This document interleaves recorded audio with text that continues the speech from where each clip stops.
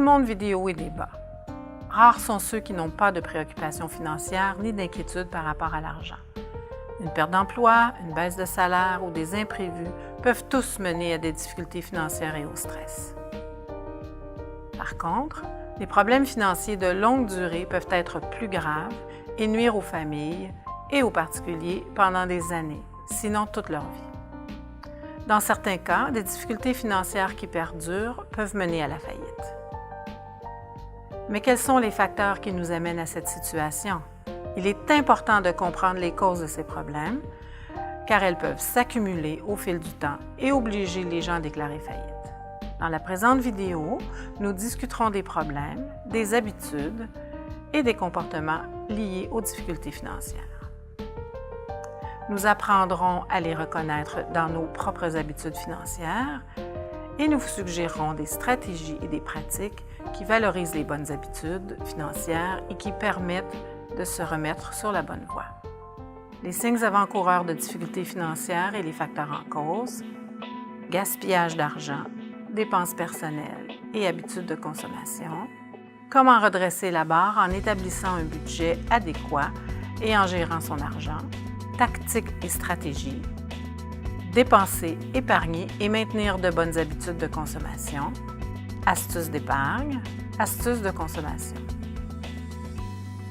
Les signaux avant-coureurs de difficultés financières sont très variés et parfois très subtils. Dans certains cas, on ne reconnaîtra qu'un seul indice de difficulté financière grave. Dans d'autres cas, on reconnaîtra tout de suite une série de problèmes si on prête attention au style de vie et à la situation financière d'une personne. La plupart des gens qui sont aux prises avec des difficultés financières et du stress souffrent inutilement. Bien souvent, ils n'ont tout simplement pas reçu de formation de base sur les finances personnelles. Personne ne les a aidés à comprendre ce qu'est un budget et à développer leur sens des responsabilités. Grâce à quelques habitudes faciles à adopter, avec un peu d'organisation et de discipline, la plupart des situations financières peuvent être redressées sans passer par des solutions plus drastiques, comme la faillite. Voici quelques habitudes qui annoncent clairement des difficultés financières. Recourir au crédit parce que vous n'avez pas d'argent pour régler vos dépenses courantes. Utiliser fréquemment son découvert bancaire. N'effectuer que le paiement minimal exigé sur les cartes de crédit. Éprouver des difficultés à régler ses factures mensuelles régulièrement et à temps. Ne pas savoir combien on doit exactement. Éprouver de l'anxiété ou du stress à cause de ses dettes. Dépenser plus que le montant remboursé chaque mois sur la carte de crédit. Recevoir des appels d'agents de recouvrement. Dépasser la limite de sa carte de crédit, de son découvert bancaire ou de sa marge de crédit. Envisager la consolidation de dette. Recourir à des avances de type prêt sur salaire. Il y a aussi d'autres facteurs qui n'ont rien à voir avec le budget, comme le jeu, la dépendance, les problèmes conjugaux et familiaux et les ennuis de santé. Ces problèmes peuvent avoir une incidence importante et doivent être réglés pour pouvoir redresser ses finances. Cela dit, pour la plupart des gens exposés à un risque financier, c'est le gaspillage d'argent qui pose un problème. De nos jours, on se fait bombarder de publicités qui nous encouragent à acheter des choses dont nous n'avons pas besoin et qui sont inutiles. Des achats irréfléchis ou impulsifs peuvent entraîner un important gaspillage d'argent et des problèmes financiers à la longue. Toutes ces dépenses inutiles peuvent s'accumuler rapidement chaque mois. Bien des gens ne voient pas de problème à dépenser un petit 10 $ par-ci et un petit 5 $ par-là, mais quand on additionne ces dépenses, on se rend compte qu'on jette des centaines ou des milliers de dollars par les fenêtres chaque année. Voici quelques habitudes susceptibles de faire mal au portefeuille. Faire des achats pour impressionner les autres. Acheter les produits offerts dans les infopubs, les catalogues ou sur Internet. S'adonner au jeu. Prêter de l'argent à ses amis. Acheter des vêtements griffés. Fréquenter des restaurants haut de gamme. Aller au restaurant plusieurs fois par semaine. S'acheter un latte à 5 $ tous les jours. S'acheter un lunch plusieurs fois par semaine. Posséder plus d'un véhicule par famille. Jouer à la loterie, au bingo. Offrir des cadeaux luxueux et coûteux. S'acheter des jouets qui sont au-dessus de nos moyens, comme un bateau, un quad, un véhicule récréatif. Prêtez attention aux dépenses inutiles que vous faites et pensez à celles que vous pourriez réduire ou éliminer. Ces économies potentielles pourraient vous apporter gros. Pour éliminer les dépenses inutiles, il faut réduire les achats extravagants, mais aussi prêter attention aux détails. Vous réussirez à freiner les petites dépenses qui s'accumulent si vous faites de l'épargne une priorité et reconnaissez que chaque dollar compte. Pour vous donner un exemple, un de mes clients a économisé une fortune lorsqu'il s'est mis à prendre le train pour se rendre au centre-ville au lieu de prendre sa voiture et de payer les frais de stationnement tous les jours. En un an, il a économisé plus de 11 000 $ avec ce simple changement. Maintenant que vous savez ce qui risque de vous causer des ennuis financiers, comme vivre au-dessus de vos moyens ou dépenser inutilement, comment pouvez-vous renverser la situation? Pour redresser vos finances, vous devez absolument établir un budget ou un plan de dépenses réaliste. La première étape consiste à déterminer le revenu total de votre famille. Servez-vous de votre revenu net, c'est-à-dire du montant que vous recevez dans votre compte. Ce montant doit comprendre les autres revenus ordinaires comme les allocations familiales. Votre revenu doit être inscrit dans la colonne Revenus de votre planificateur budgétaire. Les sources de revenus irrégulières, comme les remboursements d'impôts, les heures supplémentaires et les primes, peuvent être inscrites dans les dépenses irrégulières et annuelles de votre planificateur budgétaire. Vous pouvez aussi les inscrire dans la catégorie Fonds d'urgence ou épargne. Si vous recevez votre paye tous les 2 semaines, vous profitez chaque année de 2 mois où vous recevez 3 payes. Vous pouvez répartir ce montant de la même façon. Estimez les dépenses mensuelles totales de votre famille. Lorsque vous aurez effectué le suivi de vos dépenses, vous pourrez rajouter les chiffres en fonction de vos dépenses réelles. Ces dépenses comprennent tout ce qui vous est absolument nécessaire. Elles représentent l'argent que vous devez dépenser tous les mois pour vivre et répondre aux besoins suivants. L'alimentation. Cette catégorie comprend la nourriture, les cosmétiques, les produits de nettoyage et les rouleaux de papier que vous achetez à l'épicerie. Elle ne comprend pas les repas au restaurant qui doivent être inclus dans la catégorie des allocations personnelles. Le logement, le loyer, paiement hypothécaire et frais de copropriété ou d'entretien. Si les impôts fonciers ne sont pas inclus dans vos paiements hypothécaires, vous pouvez les inscrire dans cette catégorie. Services publics, services que vous utilisez à la maison. Frais accessoires au ménage, diverses dépenses comme les timbres, le nettoyage à sec, la buanderie, les journaux et les frais bancaires. Transport, déplacement en autobus et en taxi, carburant et paiement automobile, l'entretien d'un véhicule est considéré comme une dépense irrégulière. Allocation personnelle, le montant alloué à chaque membre de la famille pour les visites chez le coiffeur, les cafés et les repas à l'extérieur, la garde d'enfants, les billets de loterie, l'alcool et les produits du tabac. Activités récréatives, conditionnement physique et divertissement. Les dépenses comme les abonnements doivent être incluses dans les dépenses irrégulières ou annuelles. Autres dépenses mensuelles, cours, garderie et pension alimentaire.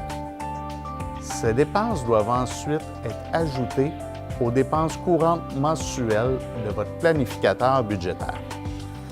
Dépenses irrégulières, dépenses engagées plusieurs fois par année, comme les frais scolaires, l'entretien d'un véhicule, les vêtements et les soins de santé. Les dépenses annuelles, dépenses engagées une fois par année, comme les frais d'adhésion, les assurances et les impôts fonciers. Ajoutez ces dépenses à votre planificateur budgétaire. Ensuite, divisez-le par 12 pour connaître le montant que vous devez accorder à ces dépenses chaque mois, puis inscrivez ce montant dans votre planificateur budgétaire. Il vous indique combien vous devez mettre de côté à chaque mois.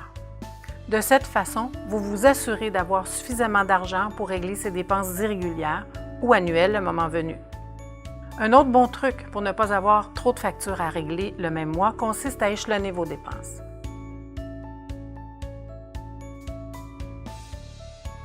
Vos revenus et vos dépenses sont-ils équilibrés? Si vous gagnez un revenu égal à vos dépenses, vous ne pourrez pas mettre d'argent de côté en vue d'atteindre vos objectifs, comme l'épargne ou le remboursement de dette. Vos revenus surpassent-ils vos dépenses? Si oui, vous êtes en excellente posture et pourrez consacrer de l'argent à vos objectifs. Vos dépenses surpassent-elles vos revenus? Dans ce cas, vous n'aurez pas d'argent à consacrer à vos objectifs. Vous devrez réduire vos dépenses pour boucler votre budget et rembourser vos dettes.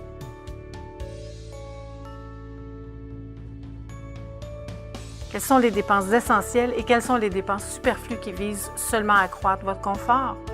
Nous vous donnerons plus loin des trucs pour réduire vos dépenses, mieux dépenser, économiser et adopter de bonnes habitudes de consommation. La prochaine étape consiste à vous fixer des objectifs réalistes. Vous devez les classer par ordre de priorité, comme décider dans un premier temps de rembourser vos dettes ou de constituer un fonds d'urgence. Vous pouvez également vous fixer d'autres objectifs, comme l'épargne retraite, l'achat d'un nouveau véhicule ou la constitution d'une mise de fonds pour l'achat d'une résidence ou des vacances. Vos objectifs doivent être SMART, spécifiques, mesurables, atteignables, réalistes et temporels. Les objectifs SMART doivent ressembler à ceux présentés dans l'exemple. Inscrivez le montant que vous mettez de côté tous les mois dans votre planificateur budgétaire, dans la colonne Épargne et remboursement de dettes. Voici un exemple d'objectif SMART. Vous aurez peut-être besoin de modifier vos habitudes de consommation ou vos dépenses mensuelles pour atteindre ces objectifs. Retournez à la colonne des dépenses. Pouvez-vous en éliminer? Si oui, faites des ajustements nécessaires dans votre planificateur budgétaire. Il sera question des dépenses, de l'épargne et des habitudes de consommation plus tard dans la vidéo. Lorsque vous aurez estimé vos dépenses et établi un budget préliminaire, vous devez effectuer un suivi de vos dépenses. Vous arriverez peut-être à la conclusion que vous avez surestimé ou sous-estimé vos dépenses. En effectuant un suivi pendant 2 ou 3 mois, vous pourrez inscrire des chiffres plus réalistes dans votre budget. Il y a diverses méthodes pour suivre vos dépenses. En voici 2. Inscrivez la catégorie « Dépenses » sur une enveloppe. Par exemple, carburant, divertissement, alimentation. Conservez tous vos reçus. À la fin du mois ou au fur et à mesure, placez vos reçus dans les enveloppes respectives. Cette méthode vous permettra de calculer facilement vos dépenses totales à la fin du mois. Au début du mois, passez au guichet automatique et retirez le montant nécessaire pour vos dépenses. Par exemple, si vous avez prévu 100 $ pour les loisirs, placez un montant de 100 $ en espèces dans l'enveloppe prévue à cette fin. Lorsque vous prenez l'argent dans l'enveloppe, remplacez-le par un reçu. Ces 2 méthodes sont très simples et très efficaces pour savoir où va votre argent. En plaçant de l'argent dans l'enveloppe, vous vous assurez de ne pas dépasser votre budget chaque mois.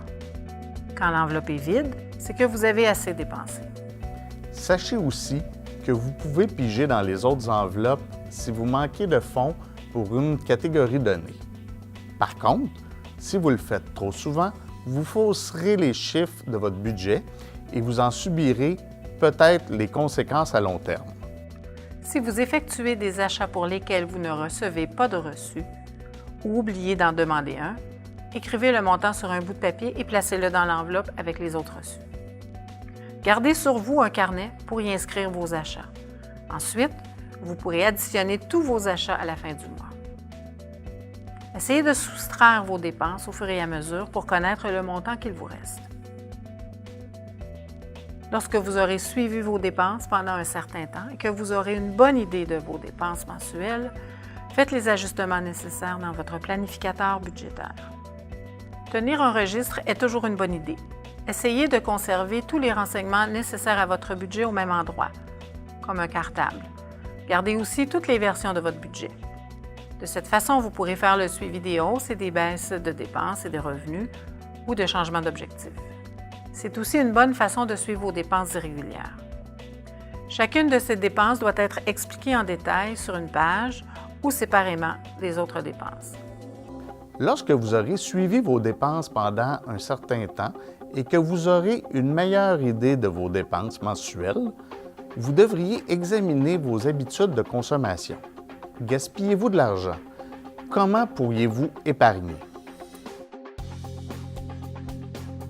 Les astuces d'épargne sont des solutions qui nous permettent d'économiser à long terme.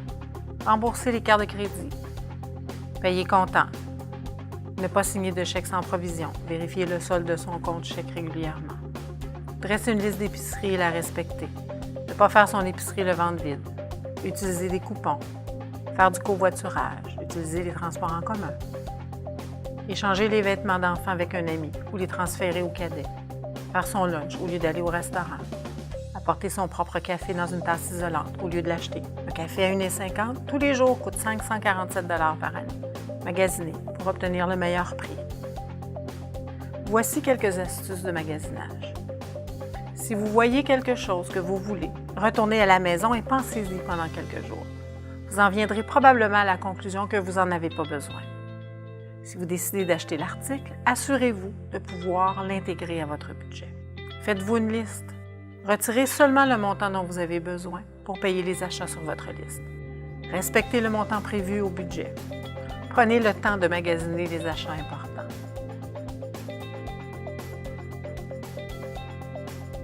Vous aurez peut-être envie de consacrer plus d'argent à vos objectifs ou de dépenser différemment. Nous vous présenterons diverses façons de débloquer des fonds pour les consacrer à vos objectifs. Vous pourriez essayer de trouver un emploi à temps partiel ou d'augmenter vos heures de travail à votre emploi actuel. Sinon, un membre de votre famille qui ne travaille pas pourrait essayer de se trouver un emploi. Examinez chaque dépense inscrite à votre planificateur budgétaire. Voulez-vous augmenter ou réduire le montant attribué à chaque poste? Aimeriez-vous dépenser cet argent autrement?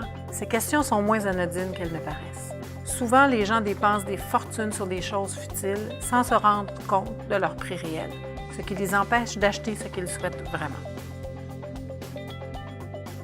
Retournons à nos astuces d'épargne. Quels changements pouvez-vous adopter?